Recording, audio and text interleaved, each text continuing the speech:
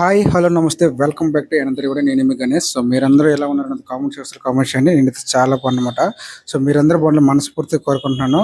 So ఇప్పుడైతే నేనైతే హరోం హర cinema చూసి రావడం జరిగింది. సినిమా చూసిన తర్వాత నా యొక్క రివ్యూ అనేది మీతో పాటు షేర్ చేస్తాను అనుకుంటున్నాను. కథ సారాంశంలో వెళ్ళినట్టు ఈ సినిమా అంతా కూడా కథ అంతా కూడా 1989లో సాగుతుందన్నమాట. కుప్పం అనే గ్రామం అనమాట. ఆ ప్రాంతానికి సంబంధించి తమ్మిరెడ్డి లక్ష్మణ అతని కొడుకు శరత్ అర్జున్ గౌడ తమ గుప్పిట్లో ఉంచుకుంటారన్నమాట ఆ యొక్క ప్రాంతాన్ని మొత్తాన్ని.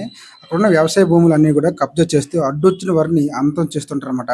తమ్మిరెడ్డి అరాచకాలు ఎక్కువ ఎక్కువ ఉంటాయన్నమాట ఆ ఏరియాలో. సో భయపడి చాలా మంది వేరే ప్రాంతానికి అక్కడున్న ప్రజలందరూ కూడా వలసకి వెళ్తారన్నమాట.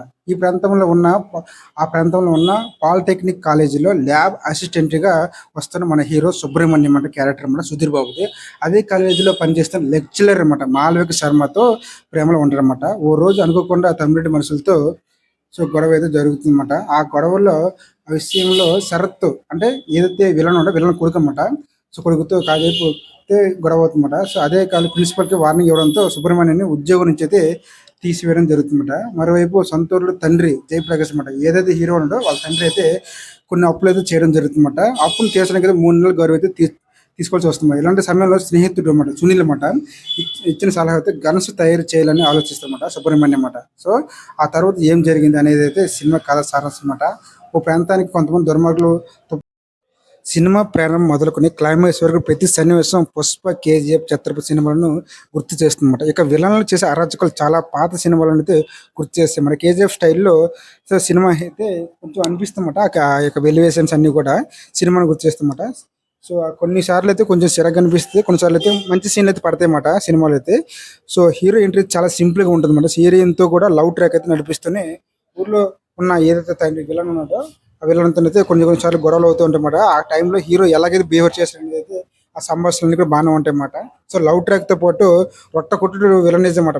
బోరు కొట్టేస్తుంది, కొన్నిసార్లు చిరాగా అనిపిస్తుందన్నమాట.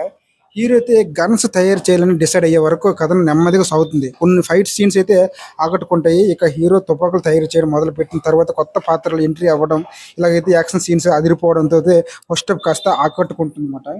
ఇంటర్వెల్ సీన్ అన్నమాట సెకండ్ హాఫ్ ఆసక్తిని పెంచుతుంది అన్నమాట. ఇక ద్వితీయార్థం కథనం నీరసంగా సాగుతుంది. కేజీఎఫ్ విక్రమ సో ఏదైతే ఉందో కొన్ని సార్లు చిరాకు అనిపిస్తుంది కొన్ని సీన్లు అయితే. కానీ సినిమాలో అయితే గన్స్ తయారు చేసినప్పుడు ఆ గన్స్ కి అయితే కొన్ని పేర్లు పెడతామాట. ఎన్టీఆర్, ఏఎన్ఆర్, చిరంజీవి, అమితాబ్ బచ్చన్ అంటూ పేర్లు అయితే పెట్టి కొత్త తుపాకులను అయితే అమ్మడం కాస్త ఇంట్రెస్టింగ్ అయితే అనిపిస్తుంది అన్నమాట. హరోహర మూవీ అనమాట. సో ఇక చివరిలో అయితే జ్యోతి లక్ష్మి అనే ఒక ఇదనమాట, ఒక క్యారెక్టర్ తో అయితే గన్స్ అని తయారు చేస్తారన్నమాట. సో ఆ గన్ అయితే కొంచెం ఆసక్తికరంగా అయితే రేపిస్తుందన్నమాట. ఆ గన్ అయితే కొంచెం కామెడీ ఎంటర్టైన్మెంట్ కాకుండా ఇలాంటి సినిమా అయితే ఈ విధంగా నడుస్తుందన్నమాట. సినిమా అయితే నాకైతే పర్లేదు అనిపించింది. సో మీకు ఎలాగనిపించింది అయితే కామెంట్ చేయండి. ఖచ్చితంగా లైక్ చేయండి, షేర్ చేసి సబ్స్క్రైబ్ చేయండి. Thank you so much. అందరికి లవ్ యూ.